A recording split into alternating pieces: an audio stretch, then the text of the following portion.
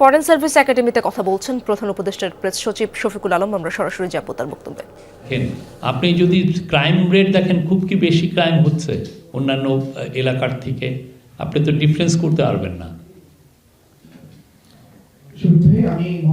আর পুলিশের তরফ থেকে বলা হয়েছে যে আপনার ইলেকশন শিডিউল ঘোষণার পরের থেকে এই পর্যন্ত ল অ্যান্ড অর্ডারের রিলেটেড বা ইলেকশন রিলেটেড মোট 46টা ইনসিডেন্ট হয়েছে। আমি মোহাম্মদ রাইম হোসেন, আমি কালকণ্ঠে কাজ করছি। আমার কাছে আপনার কাছে একটা প্রশ্ন হচ্ছে যে আজকে যে আলোচনা হলো সেখানে গণমাধ্যমকে নিয়ে কোনো আলোচনা হয়েছে কিনা?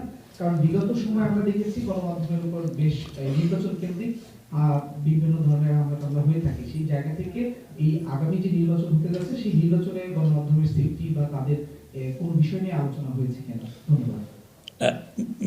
গণমাধ্যমের বিষয় যেটা এসছে সেটা হচ্ছে যে সোশ্যাল মিডিয়াকে কিভাবে আপনি ইউজ করা হচ্ছে অপতথ্য ছড়ানোর জন্য।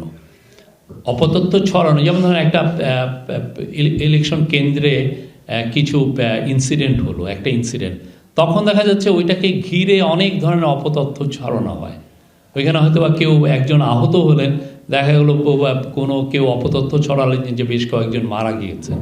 তো এইগুলো কিভাবে কমব্যাট করা যায়, কিভাবে এটারে নিয়ন্ত্রণে রাখা যায়, সেটা নিয়ে কথা হয়েছে। ইলেকশন কমিশন তারা বলছে যে তারা এটা নিয়ে যথেষ্ট কাজ করছে। আমাদের যারা এই অপতথ্যকে নিয়ে যারা কাজ করেন, যেই সমস্ত সংস্থাগুলো, তারাও তাদের এফার্টটাকে স্টেপ আপ করেছেন এবং প্রতিদিন আমরা একটা